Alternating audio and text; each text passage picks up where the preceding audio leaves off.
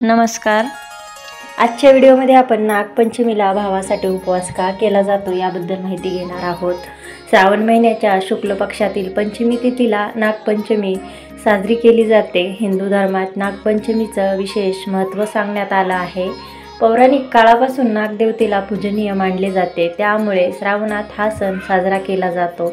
नागपंचमीच्या दिवशी भावासाठी उपवास केला जातो. मात्र यामागे नक्की कारण काय आहे हे आज आम्ही तुम्हाला सांगणार आहोत. नागपंचमीचा उपवास व पूजा केली जाते. भावाच्या दीर्घ आयुष्यासाठी हा उपवास केला जातो.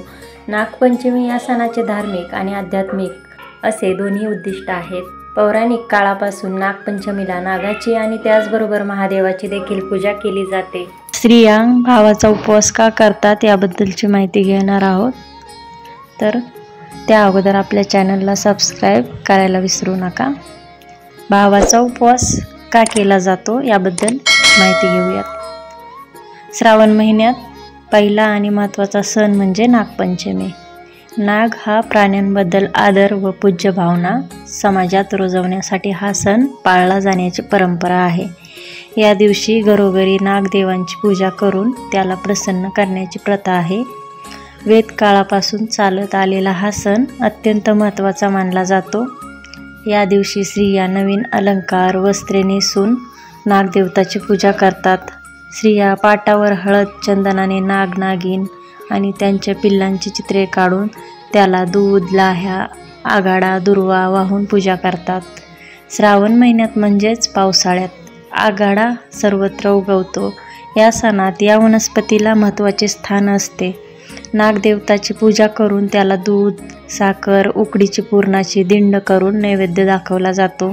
या सणाला विशेषतः गव्हाची खीर आणि चण्याची डाळ गूळ यापासून बनवलेल्या उकडीची पुरणाची दिंड तयार केली जाते. तर नाग चतुर्थीच्या उपवासाला भावाचा उपवास सुद्धा म्हणतात. श्रावणात माहेरवाशी माहेरी येतात. बऱ्याच परंपरेत नाग माहेरवाशिनीचा भाऊ समजतात.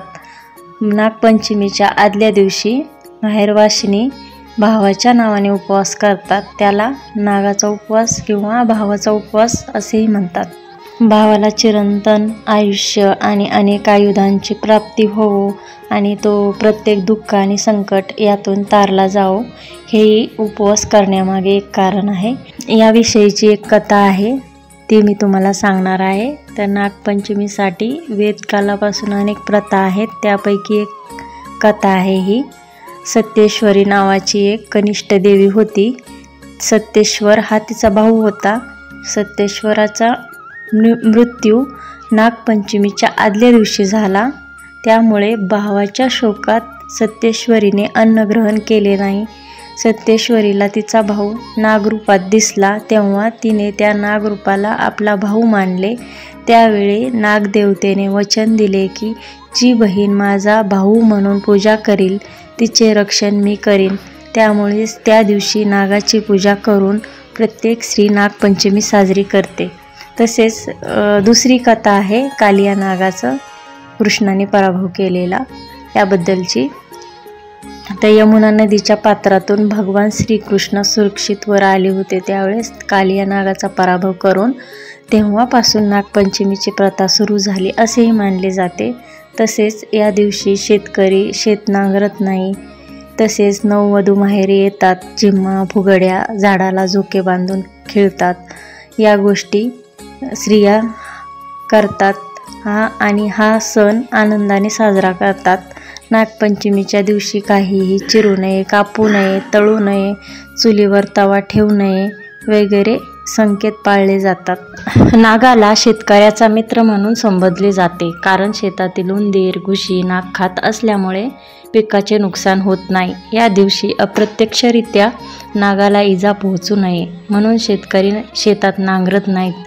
अशा पद्धतीने नागपंचमी हा सण सर्वत्र भारतात भक्तिभावाने साजरा केला जातो. पर्यावरणातील सापाचे व नागाचे रक्षण करणे हाच या सणाचा मुख्य हेतू आहे. आजच्या काळात सापाचे प्रमाण कमी होत आहे, त्यामुळे सर्पमित्र अनेक माध्यमातून जनजागृतीचे काम करत आहेत. आपल्याला सर्प दिसला तर सर्पमित्राच्या मदतीने त्याला झाडझुडपात किंवा अभयारण्यात सोडणे ही आपली जबाबदारी आहे. तर ही होती नागपंचमी आणि भावाचा उपवास याबद्दलची माहिती आणि कथा. तुम्हाला अशाच नवनवीन कथा आणि माहिती ऐकायच्या असतील तर आपल्या चॅनलला लाईक, सबस्क्राईब आणि शेअर करायला विसरू नका. धन्यवाद.